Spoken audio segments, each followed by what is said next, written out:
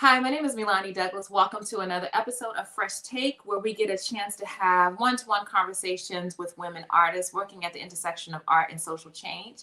Today, we are fortunate enough to have Sharena Ashanti Christmas with us. She is a reclamation artist, and that is just one way that she shows up creatively in the world. Sharena does many things in the arts and also for her community. So, Sharena, if you could just, I'm sure our conversation will reveal many things, but just give us a snapshot of some of the things that you do. Sure. So, hi, I'm Sharena Shanti Christmas. First and foremost, I'm a mother. I consider myself a womanist, an abolitionist, a cultural worker. I am a dancer, actual professional dancer, a movement artist. I also dibble dabble in multimedia art as well. And I work with youth, developing them creatively through the arts.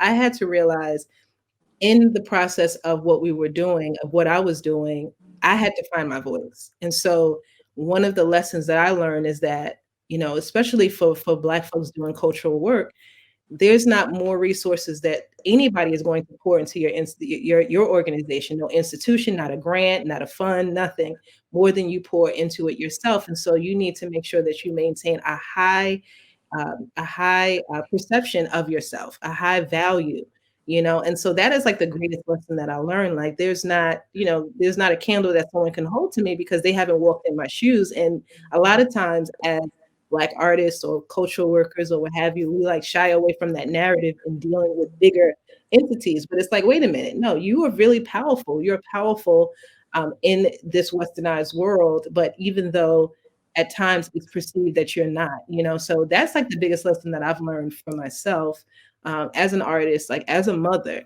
working with these young people. And it's really important, aside from everything, for us to model the behavior that we want to see when we are expecting young people to produce in ways that are considerable. We also have to do the same thing. We have to communicate. We have to find our voice. We have to be organized. And our ancestors have taught us that. So there's really not much that I'm really I'm not recreating anything. I'm literally pulling from folks like I said, Catherine Dunham. Also, I have to mention Dr. Marimba Ani, who's a wonderful, wonderful scholar who I listen to, literally meditate to her because she reminds me of the ethos that we have in our bodies. That's the validation that I give to young people, and I also give to myself, and then of course my son. And so one of the lessons that one of my elders taught me is that when you cook for folks, you tell them how much you love them. So, obviously in our traditions, cooking in African tradition is huge, but it's also, people say, oh, I can't cook. And I'll never forget one of my mentors said, you just got to take the time. So it was about taking the time. It was about cutting everything precisely. It was about literally taking and like mashing the ginger and all of I was tired, but I was, I was getting it done.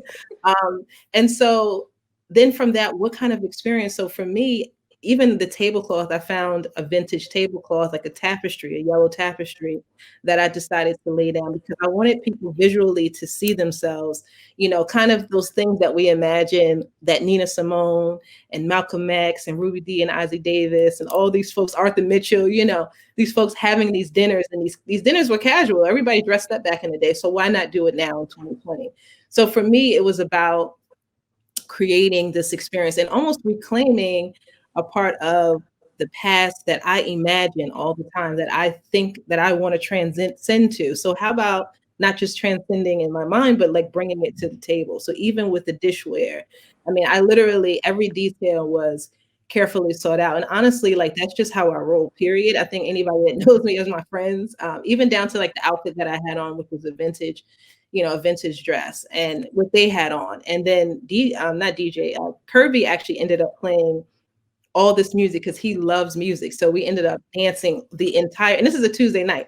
We ended up dancing the entire night. But it was like really organic moments like that I used to see my parents have. We lived on the 25th floor in a building, And my father's he parties, he dances. My parents party. If you ever come to my house, we party. So it was like, I remember the little glasses. I remember, the view. I remember the orange walls and all of these things that, the wicker chairs and all of these things that I have to have as a part of my everyday process, mostly for healing and also for peace.